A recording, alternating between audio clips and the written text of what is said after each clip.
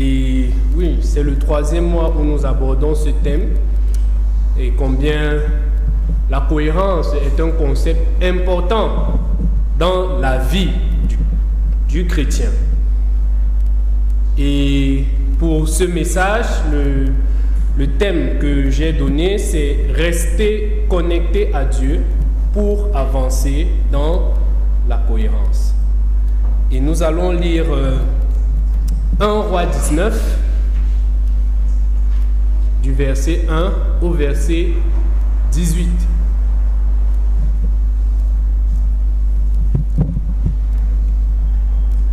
Akab rapporta à Jézabel tout ce qu'avait fait Élie et comment il avait tué par l'épée tous les prophètes. Jézabel lui envoya un message à Élie pour lui dire que les dieux me traitent avec rigueur, dans toute leur rigueur, si demain, à cette heure, je ne fais pas de ta vie ce que tu as fait de la vie de chacun d'eux. Élie, voyant cela, se leva et s'en alla pour sauver sa vie. Il arriva à Beersheba, qui appartient à Juda, et il y laissa son serviteur. Pour lui, il alla dans le désert où, après une journée de marche, il s'assit sous un chêne et demanda la mort en disant: c'est assez. Maintenant, Éternel, prends mon âme, car je ne suis pas meilleur que mes pères. Il se coucha et s'endormit sous un chêne.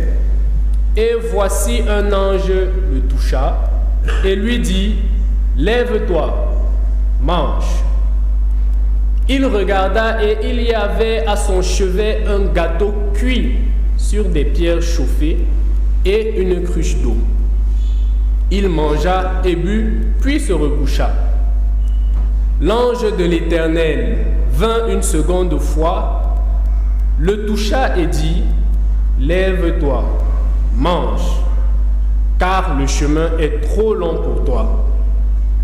Il se leva, mangea et but, et avec la force que lui donna cette nourriture, il marcha 40 jours et 40 nuits jusqu'à la montagne de Dieu à Horeb. Et là, il entra dans la caverne et il y passa la nuit. Et voici la parole de l'Éternel lui fut adressée en ces mots: que fais-tu ici, Élie? Il répondit: j'ai déployé mon zèle pour l'Éternel, le Dieu des armées, car les enfants d'Israël ont abandonné ton alliance. Ils ont renversé tes autels et ils ont tué par l'épée tes prophètes. Je suis resté moi seul. Et ils cherchent à m'ôter la vie. L'Éternel dit: sors et tiens-toi dans la montagne devant l'Éternel. Et voici l'Éternel passa. Et devant l'Éternel, il eut un vent fort et violent qui déchirait les montagnes et brisait les rochers. L'Éternel n'était pas dans le vent. Et après le vent, ce fut un tremblement de terre. L'Éternel n'était pas dans le tremblement de terre. Et après le tremblement de terre, un feu. L'Éternel n'était pas dans le feu. Et après le feu, un murmure doux et léger. Quand Élie l'entendit, il s'enveloppa le visage de son manteau, il sortit et se tint à l'entrée de la caverne. Et voici une voix lui fit entendre ces paroles: que fais-tu ici, Élie? Il répondit: j'ai déployé mon zèle pour l'Éternel, le Dieu des armées, car les enfants d'Israël ont abandonné ton alliance. Ils ont renversé tes autels et ils ont tué par l'épée tes prophètes. Je suis resté moi seul et ils cherchent à m'ôter la vie. L'Éternel lui dit, va, reprends ton chemin par le désert jusqu'à Damas, et quand tu seras arrivé, tu oindras Hazaël pour roi de Syrie, tu oindras Jéhu, fils de Nimshi, pour roi d'Israël, et tu oindras Élisée, fils de Shaphat, d'Abel-Méhola, pour prophète à ta place. Et il arrivera que celui qui échappera à l'épée de Hazaël, Jéhu, le fera mourir. Et celui qui échappera à l'épée de Jéhu, Élisée le fera mourir. Mais je laisserai en Israël 7000 hommes, tous ceux qui n'ont point fléchi les genoux devant Baal et dont la bouche ne l'a point baisé. Alors, c'est un long texte et par rapport au contexte de ce que nous venons de lire, nous nous souvenons de cette histoire du grand prophète Élie. Élie qui était dans une défiance des dieux de Baal. Il fallait qu'on voit qui est qui dans cette démonstration de puissance. Et à ce moment-là, pour que Dieu se manifeste, on implorait Dieu, on criait à Dieu et ensuite on mettait des holocaustes à brûler pour que le parfum aille plaire à Dieu. C'était comme ça que l'on faisait à l'époque. Et les serviteurs de Baal, les sorciers, les magiciens, Élie leur disait, faites votre holocauste, préparez bien votre holocauste. Je vais voir comment votre Dieu Baal va répondre à vos prières. Et ils ont fait tout ce qu'ils pouvaient. Rien n'a pu se manifester et Élie leur dit, maintenant prenez de l'eau, versez sur mon holocauste, mouillez bien mon holocauste. Et puis, dès que Élie a prié, le feu est venu, même comme il y avait l'eau. Et cela a permis de témoigner qu'effectivement Dieu a exaucé Élie. Et voilà le début de l'histoire qui nous fait savoir que Élie a tué les prophètes de Baal. C'est le verset 1. Il a tué tous ces prophètes qui s'opposaient à Dieu. Par la suite, dans l'histoire, on nous dit que toutefois Élie se met à fuir. Élie s'isole. Élie craint la mort. Alors, ce par quoi Élie est en train de passer, c'est un moment qui nous arrive aussi. Un moment où l'on s'interroge, un moment où on veut s'isoler, un moment où on se sent souvent seul, on se sent abattu, on se sent bloqué. Et certainement, ça peut arriver après un échec. Ça peut être un échec à un examen, ça peut être un échec à un interview de travail. Souvent même, les gens ne nous abandonnent pas, mais c'est nous-mêmes qui voulons prendre du recul pour nous isoler. C'est aussi arrivé au grand prophète Élie. Et la reine la reine Jézabel qui comptait sur la magie, qui comptait sur la sorcellerie de ses prophètes, elle voit déjà qu'elle est en danger. Parce que ces prophètes n'ont rien pu faire face à Élie dans ce défi. Et c'est donc comme ça qu'elle se dit, avec l'expression du quartier, elle aura la peau de Élie. Et c'est comme ça que le grand prophète Élie se met à fuir. Parce qu'il a entendu qu'on le cherche, ce qui le pousse à s'isoler. C'est dans la crainte de la mort. Il a peur de mourir. Et c'est donc comme ça qu'il s'enfuit. En temps normal, Élie, qui était le grand prophète de Dieu, en ce moment-là, Ce qu'il fallait faire, lui, en tant que prophète, était de demander à Dieu, Seigneur, me voici dans cette situation, qu'est-ce que je fais? Quand on lit le livre de 2 Samuel, on lit encore que David était quelqu'un qui interrogeait Dieu. C'est-à-dire que quand David voulait aller au combat, il demandait même à Dieu que j'adopte quelle stratégie pour attaquer. J'entre par l'est ou par l'ouest. Je prends 1000 hommes ou 10 000 hommes. Il demandait tout cela à Dieu. Vous voyez, jusqu'où David pouvait aller. Il interrogeait Dieu, mais Élie ne l'a pas fait. Élie n'a rien fait de tout cela à ce moment. Il s'est mis tout simplement à fuir. Il s'est isolé. La peur de la mort a poussé Élie à s'isoler. Quelque chose a poussé Élie à s'isoler. Et à ce moment, dans ce contexte, s'isoler veut dire s'éloigner davantage de Dieu. Dieu protecteur. Il s'éloigne encore au point à vouloir même se donner la mort. Et nous avons lu tout à l'heure qu'il s'est couché en se disant que ce n'est que la mort qui est son sort, c'est au verset 4. Merci. Voyez-vous, les situations qui nous donnent d'être à la place d'Élie sont nombreuses. Ces situations existent, oui.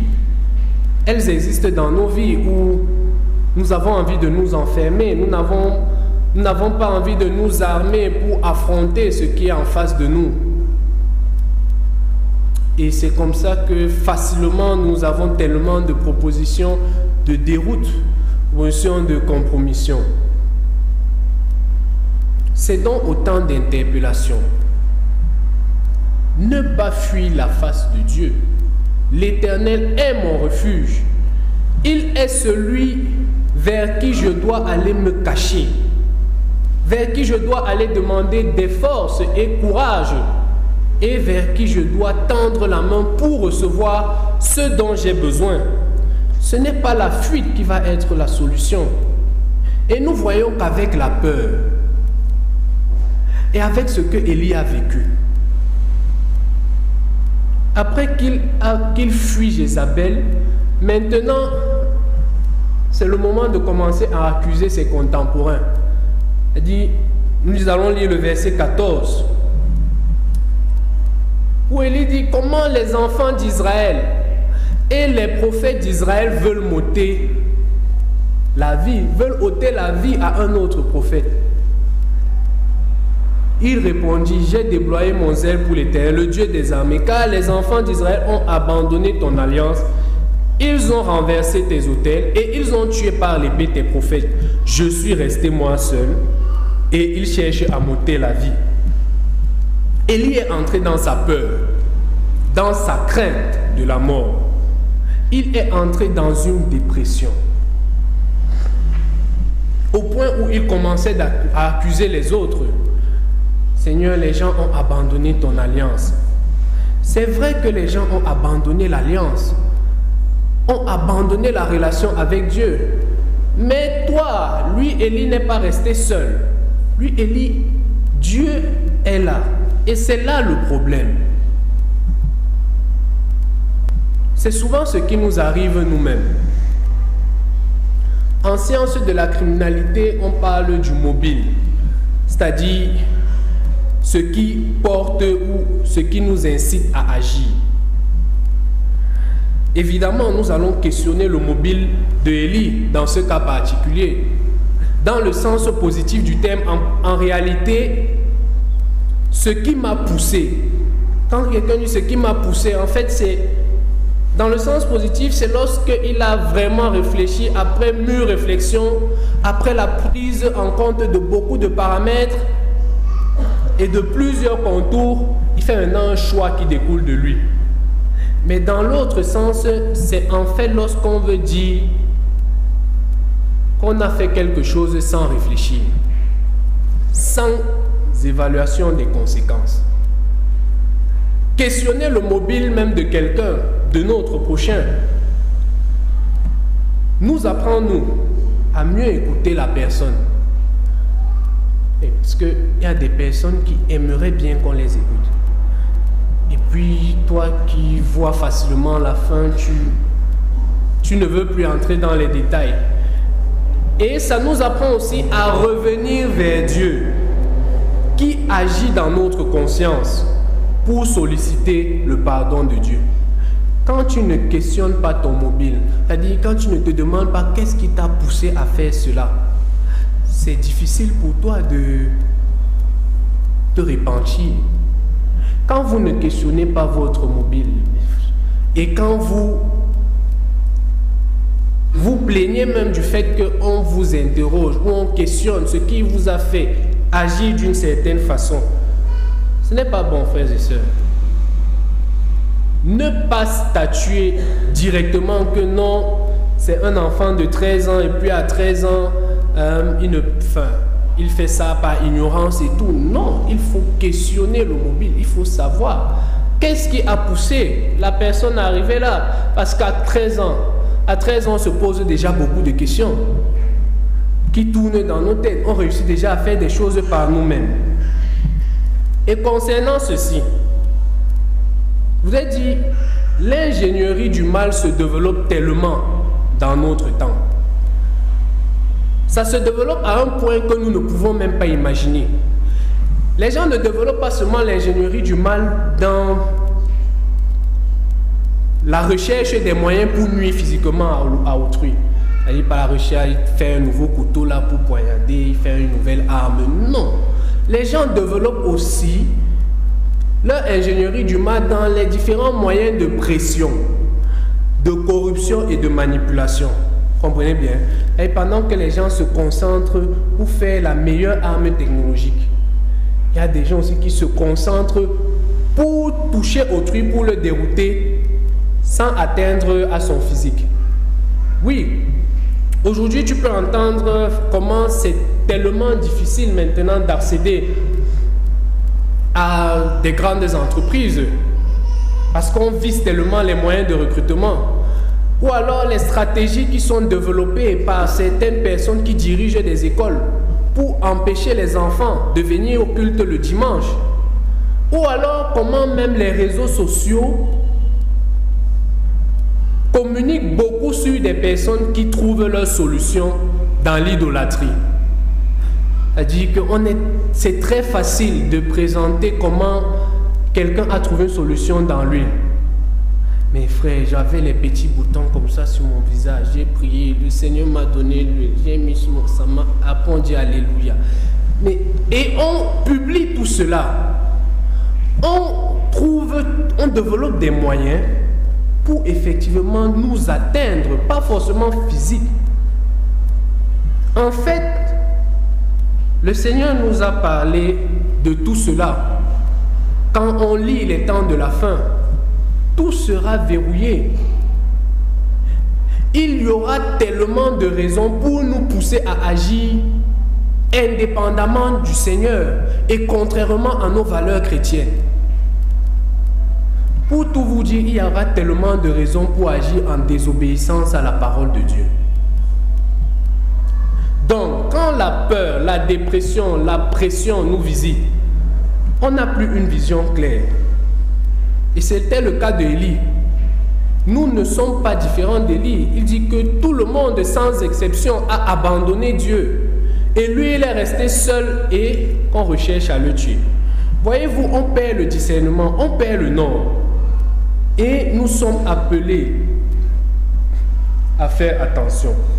Quand la peur nous envahit, quand l'isolement arrive, il est bon de demeurer lucide. Demeurer lucide, c'est la parole de Dieu que l'on consulte et l'on consulte encore. Demeurer lucide, c'est entrer en prière, parler à Dieu de la préoccupation de l'heure.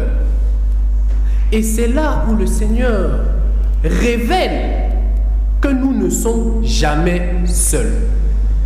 Même si tout le monde nous abandonne, lui, Dieu, n'abandonnera jamais celui qui reste dans sa parole et dans la prière. Donc, peuple de Dieu, une leçon à ressortir pour nous.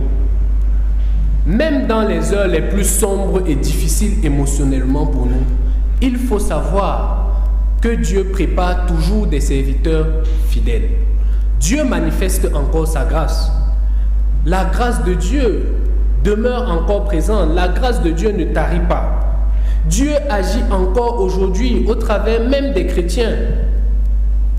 Donc, face à toutes les pressions qui peuvent nous pousser à nous dérouter, à poser des actes incohérents, nous pouvons connaître ce que nous devons connaître, c'est de ne pas nous décourager et de rentrer nous ressourcer en Christ, nous ressourcer dans sa parole. Oui, dans le monde présent, nous faisons face à une indifférence totale même de ceux qui nous côtoient lorsque nous leur présentons l'évangile. Dans nos milieux académiques, nos milieux professionnels, dans notre quartier. Et exercez un peu l'évangélisation au milieu de vos amis. Vous allez voir que beaucoup de vos amis sont déjà dans leur couloir. Et souvent même s'opposent à vous. Et face à cette hostilité, il arrive des moments où on se retrouve comme Élie, on se décourage. On se dit, à quoi bon continuer à évangéliser?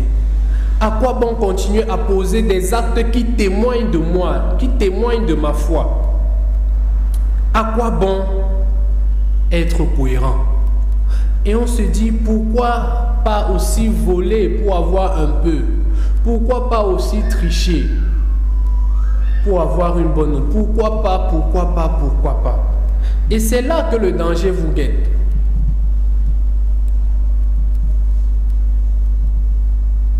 La parole de Dieu ne sort jamais et ne revient sans avoir fait ce pourquoi elle est sortie. La raison pour laquelle il faut continuer à demeurer dans la parole de Dieu. Donc, face à l'indifférence, face à l'hostilité, face à la pression, face au doute que le monde nous apporte, face à tout cela, nous sommes appelés à avancer dans notre cohérence spirituelle, à continuer l'œuvre du Seigneur, à ne pas nous décourager. Parce que n'importe comment, l'œuvre du Seigneur va avancer. Il y aura le bonheur en chemin, il y aura les bénédictions en chemin, il y aura, retenez bien, il y aura le fait que Dieu ne se désolidarise pas de son peuple. Amen. Parce que Paul nous a dit dans 1 Corinthiens 15, verset 58.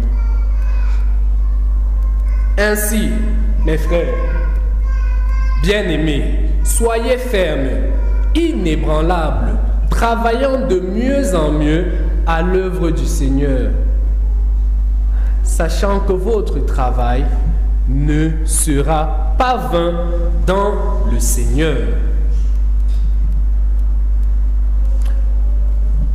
Ne pas succomber à une pression pour aller rencontrer une autre. Ne pas fuir. Il faut affronter. Demeurons dans la présence de Dieu. Nous comprenons que quand nous sommes seuls, nous ne sommes pas réellement seuls. Regardez le verset 5 du passage que l'on lit dans 1 Roi.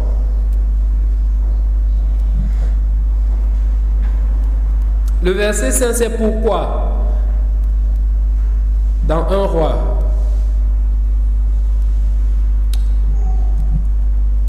il se coucha et s'endormit sous un chenet. Et voici un ange le touchait et lui dit, lève-toi et mange. Donc, et par 2 fois, cette parole lui a été dite. Donc, dans ces moments où on se sent seul, dans ces moments où on fuit, on veut éviter, on essaye de ne plus regarder, on boit même un peu pour oublier un moment. Jusque-là, la grâce de Dieu nous poursuit. Vous voyez, par 2 fois, Élie trouve une boulangerie ambulante. autour de lui. Il trouve tout ce qu'il faut pour le rafraîchissement. Par deux fois, une manière de nous dire que même au cœur de la difficulté, à la limite même de la compromission,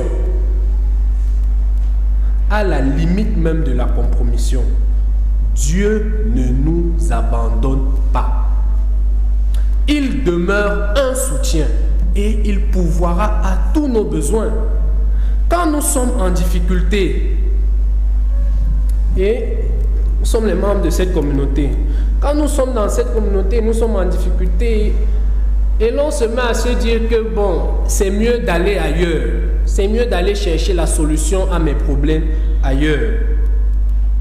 Voyez comment Dieu s'oppose à cela pour donner une belle leçon sanglante à ces personnes qui pensent de telle manière. Parce qu'on est en train de chercher des endroits où on crie fort, des endroits où on prie fort, des endroits où on demande le fire. Et la preuve est ici au verset 11. Nous allons lire le verset 11.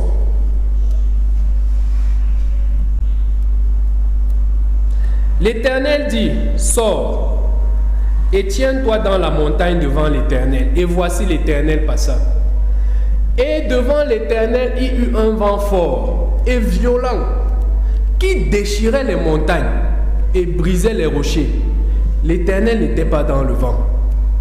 Et après le vent, ce fut un tremblement de terre. L'Éternel n'était pas dans le tremblement de terre. Et après le tremblement de terre, un feu. L'Éternel n'était pas dans le feu. Et après le feu, c'était quoi? Un murmure comment? Doux et léger. Fin. Il y a des gens qui aiment aller dans la mouvance, aller dans des églises où ça tonne tellement, où on crie que le Saint-Esprit est à l'œuvre et que les gens tombent et que les gens parlent en différentes langues. Vous le cherchez là où il y a le vent, il n'est pas dedans. Vous le cherchez où les gens tombent, où les gens tremblent en priant. J'ai même vu dernièrement une vidéo où un imam faisait déjà la délivrance.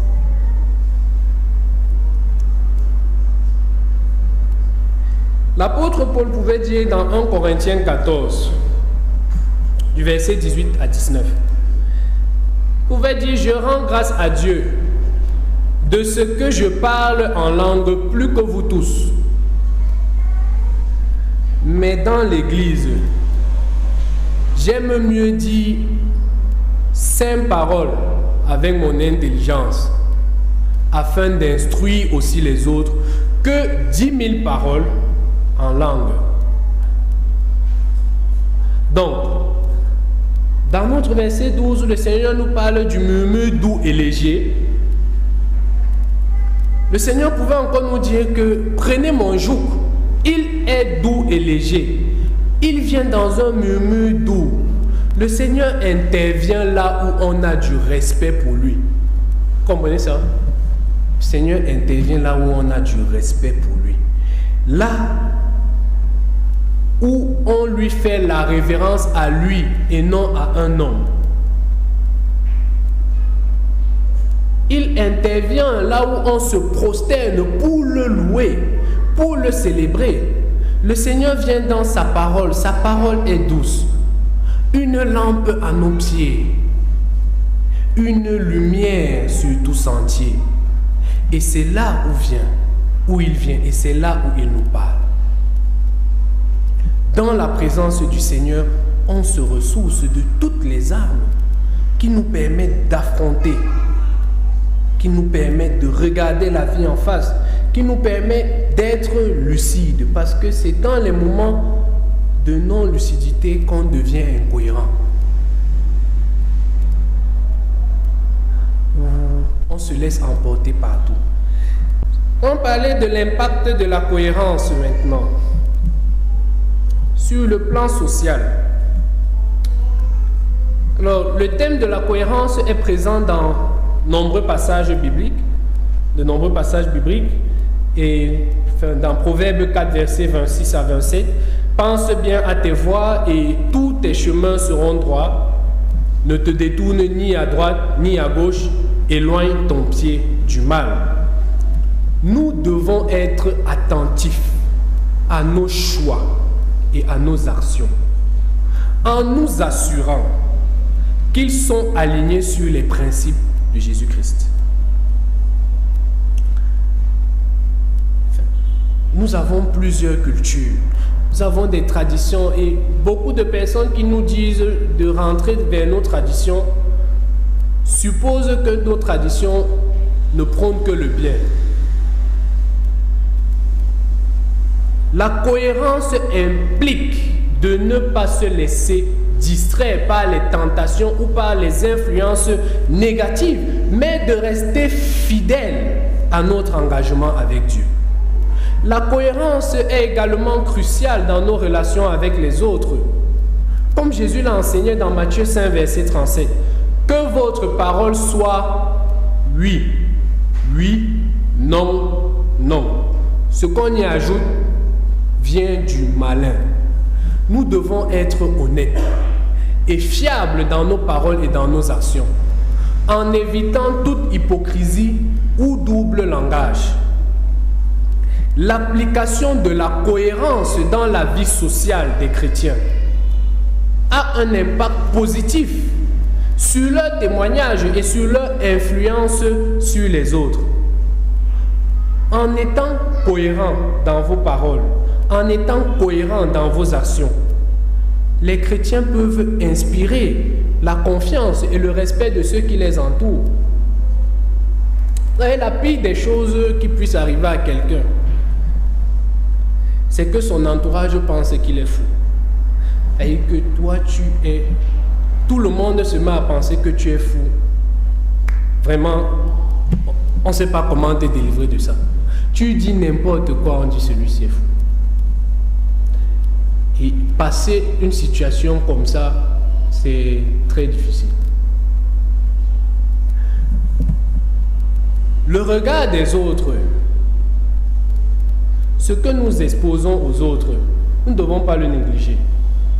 Parce que par ces actions cohérentes, nous pouvons inspirer la confiance et le respect. Un exemple biblique de l'importance de la cohérence dans les relations sociales encore est celui de Joseph dans le livre de la Genèse, où malgré les épreuves que Joseph a traversées, Joseph est resté fidèle à Dieu et à ses principes. Ce qui lui a valu la confiance et le respect de ceux qui l'ont côtoyé, y compris de Potiphar, son maître égyptien. Vous pouvez lire ça dans Genèse 39, versets 1 à 6. Et un autre exemple, c'est celui de Daniel. Malgré les pressions et les menaces, Daniel est resté fidèle à Dieu et à ses convictions, ce qui lui a valu la confiance et le respect du roi Darius. En fin de compte, la cohérence, on peut dire, dans notre vie sociale est un témoignage puissant de notre foi en Dieu et de notre engagement envers ses principes et en obéissance en sa parole. En étant fidèles à ce qu'il nous prescrit, nous pouvons inspirer les autres à faire de même et à vivre une vie cohérente et pleine de sens. La cohérence dans notre vie familiale. J'ai encore trouvé un exemple biblique de la cohérence sur le plan familial, c'est dans Josué 24, verset 15, où Josué dit « Quant à moi et à ma maison, nous servirons l'Éternel ». Josué a suivi cette déclaration avec une vie cohérente, en enseignant à sa famille les principes de Dieu et en les encourageant à les suivre. Un autre exemple est celui de Timothée. Dans 2 Timothée 1, verset 5, on dit « La mère de Timothée et sa grand-mère ont été des exemples de foi et de cohérence pour lui. Et cette influence positive a conduit Timothée à devenir un leader chrétien influent et fidèle. La cohérence pour les parents est très importante parce que ça permet de façonner un homme fidèle. Ça permet de bâtir un homme juste. La cohérence dans la famille a un impact positif sur les générations futures. Nous pouvons inspirer nos enfants, nos petits-enfants, notre entourage à suivre les principes de Dieu. L'identité du chrétien est cruciale pour une vie cohérente, que ce soit sociale, que ce soit dans sa famille.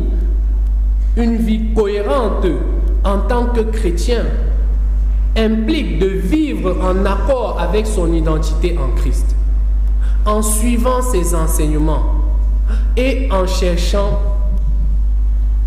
à obéir à la parole de Dieu plutôt qu'à nous-mêmes. Et cela peut impliquer des choix difficiles et des sacrifices. Mais cela en vaut la peine pour vivre une vie qui a un sens et un but éternel. Et nous pouvons voir dans la Bible plusieurs autres modèles de cohérence. Jésus-Christ qui est notre modèle par excellence de cohérence. On voit Abraham quand il quittait la terre promise, Moïse, David, Paul. Et ces moments, ces modèles peuvent nous inspirer à suivre les enseignements bibliques et à chercher à être cohérents dans notre vie quotidienne. Nous devons être lucides. Lucides dans la mesure où il va y avoir plusieurs oppositions à la cohérence, notamment la pression sociale, les normes sociales, qui peuvent être même parfois en conflit avec nos propres valeurs et identités chrétiennes.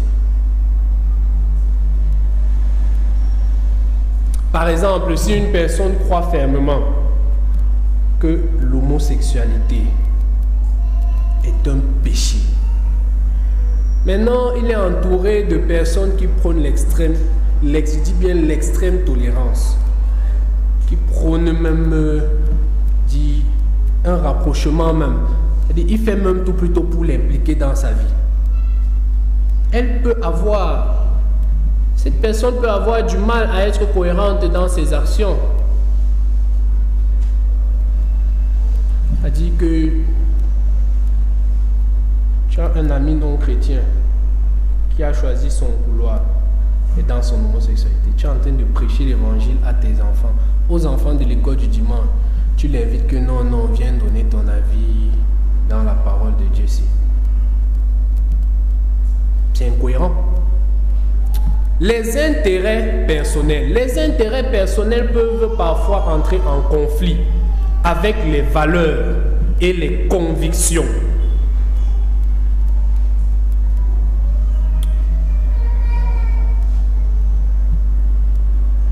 Les influences extérieures.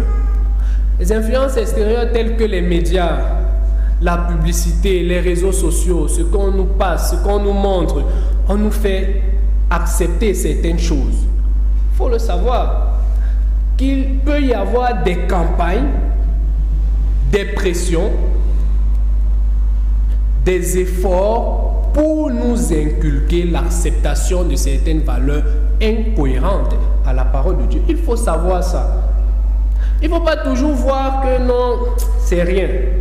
Il y a dans plusieurs éléments qui concernent déjà les hautes sphères, il y a trop de subtilité.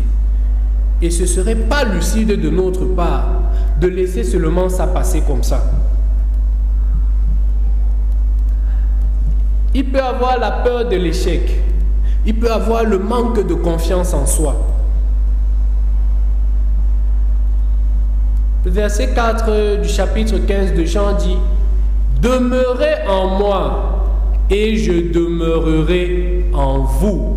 comme le sarment ne peut de lui-même porter du fruit, s'il ne demeure attaché au cep, ainsi vous ne le pouvez non plus si vous ne demeurez en moi. Ce verset nous invite à la cohérence spirituelle. Jésus nous invite à rester attachés à lui, à ses enseignements et à sa présence, afin de pouvoir porter du fruit dans notre vie spirituelle. La cohérence spirituelle consiste donc à rester en accord avec les enseignements, avec ce que l'on reçoit de Jésus, avec sa parole, à rester et à demeurer fidèle à la parole de Jésus-Christ, à sa présence dans notre vie.